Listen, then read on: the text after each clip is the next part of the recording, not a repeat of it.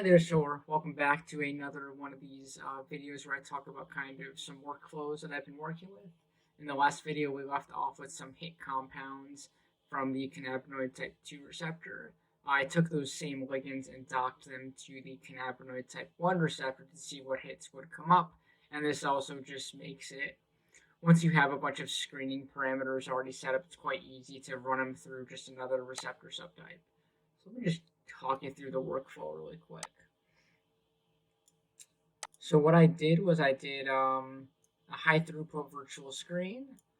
I usually, from high throughput virtual screens, take ligands that have a glide score of around -8. So I kind of set the cutoff at -8.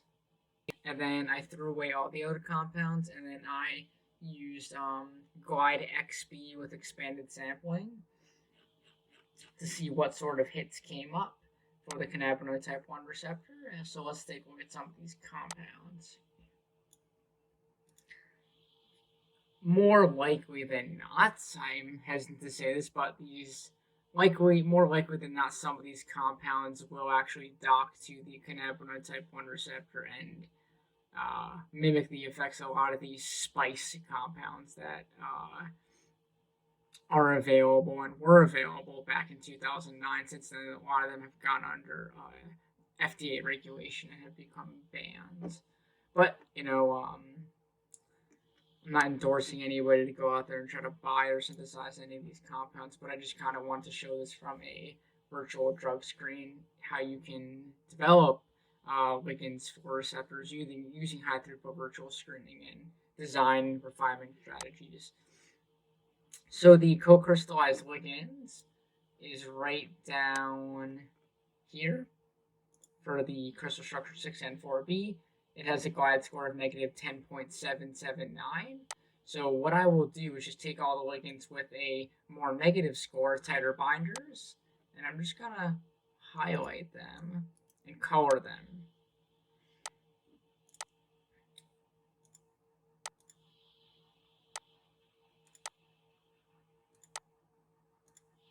Okay. So these are theoretically all compounds that will bind to the cannabinoid type 1 receptor better than 6N4B co-crystallized ligands, which I actually have in the workspace now, which is this compound. So what I kind of want to talk about is something pretty cool about the Zinc database is that you can, if you punch in one of these identifiers, zinc codes, you can see where the compound could be purchased or bought.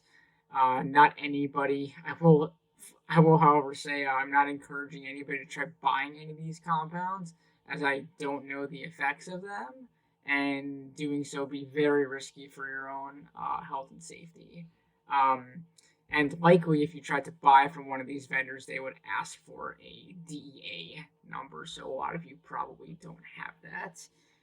Some of you might, some of you probably are researchers and do have DEA numbers, these types of regulations. But anyways, this came out as the biggest hit with a glide score of -12.154.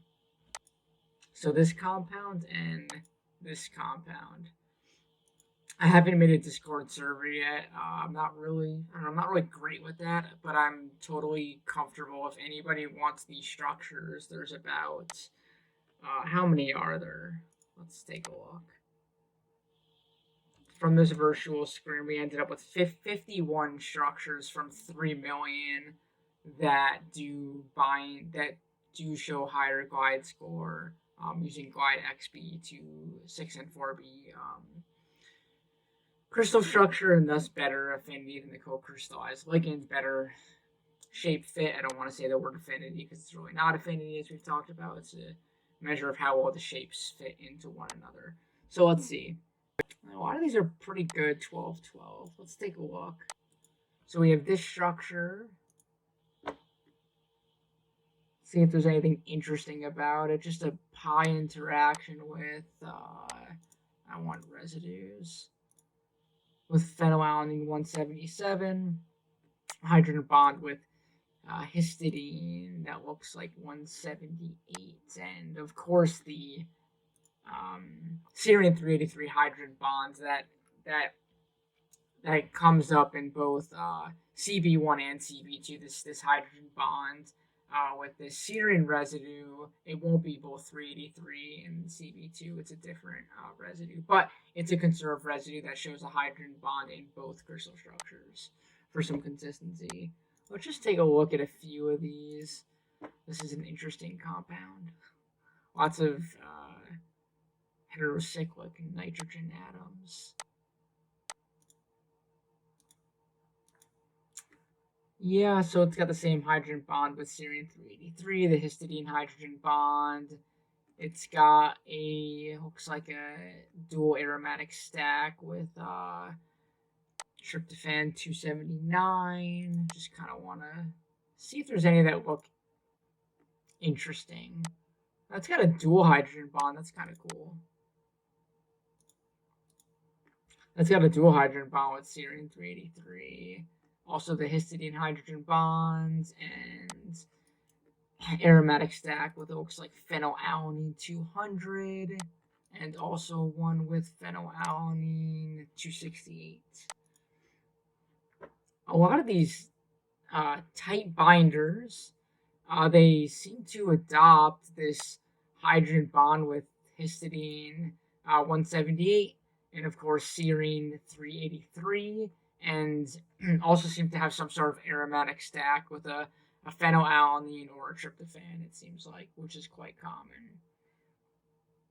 That's kind of the seems to be what's dictating a high affinity ligand. Yeah, it's funny. They all follow that same sort of formula. Funny enough, right? Pi stack, hydrogen bond with histidine 178, and then hydrogen bond with serine 383. That's funny. Comes up a lot. And are there any that don't have that pattern? Honestly, all the pretty high affinity ones, it looks like do. It's kind of cool.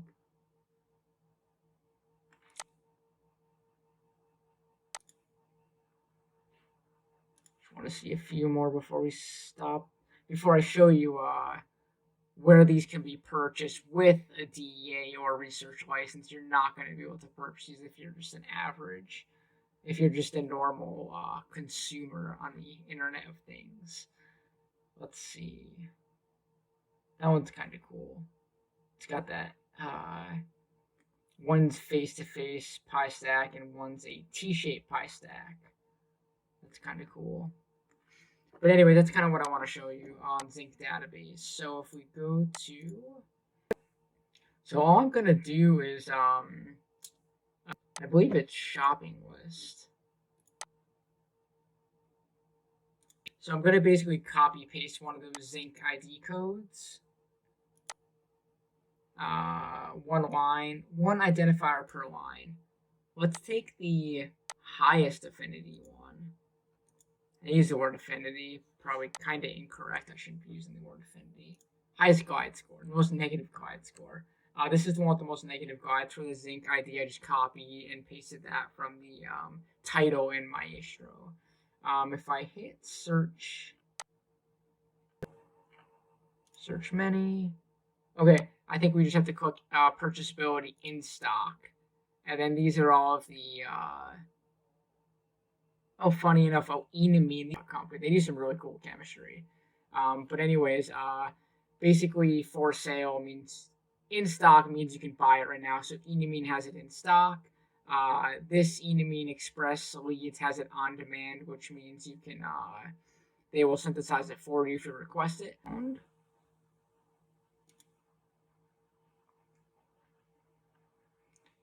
So if we click the code, we see that we can actually buy this compound, which was our top hit for the CB1 screen.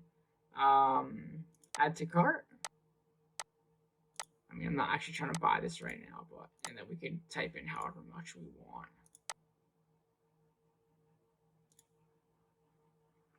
Oh, 1 milligram. Does it give us a price?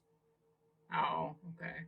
Well, anyways, we could go through something like this and actually buy the compound from enamine, which is pretty cool. And that's sort of, we could quickly just do another example. Let's pick the,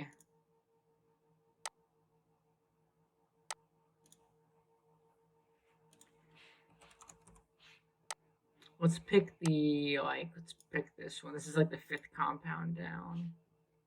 Command C, Command V, search many, and yeah, we could also purchase 12 vendors. Pretty cool. E-Molecules Lab. Let's see if this company has it. Same company. They also have this compound. It's amazing how big these libraries can get. It's amazing how many compounds chemical supply companies, especially synthetic organic chemistry labs, have in stock, and they can sell it to researchers. Yeah, I just wanted to go through that in this video. Basically, what we did was we went through all of the hits that we ran in the CB2 screen, ran them in CB1.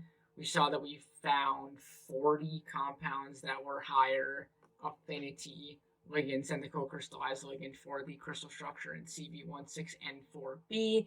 And then we went through zinc to see how we could actually purchase that compound if we have a research license. I haven't published any papers on something like this, but I want to do something like this with the current lab that I work in, specifically for a cannabinoid type 1 receptor allosteric modulator. Allosteric modulators are a bit more complicated to screen, and there is a reason for that, which maybe we'll talk about in some other videos. It's much easier to do high throughput screening for an orthosteric ligands, either being an agonist or an antagonist bound ligands, versus like allosteric modulators are just much harder to find hits for, and maybe that's something we'll cover in another project. I don't know, maybe we'll start doing stuff with NMDA receptor agonist or antagonist, even though I previously said I didn't want to develop any ketamine-like compounds. But being that this is all theoretical and I'm not endorsing anyone trying to synthesize or use these compounds, I think it's relatively okay. I don't have a ton of knowledge on NMDA receptor, as it is not a GPCR. GPCRs are kind of my bread and butter right now. But anyways, I hope you guys enjoyed this quick informative lesson on how you can do drug screening using high-throughput virtual screening, kind of refining all your parameters, then see how you can actually purchase these compounds with a research license. If you work in a lab, maybe this is something your PI wants to explore. I think it's cool. I think it's awesome. I think it's, for me, more interesting than trying to do like SAR work, where you have a known scaffold that binds to a receptor, and then you just modify maybe a 4-position alcohol to a 5-position alcohol to a 6-position alcohol. I think this is, in my biased opinion, just a more effective way to have concrete evidence that your compound will bind to the receptor target. I'll stop rambling. Bye.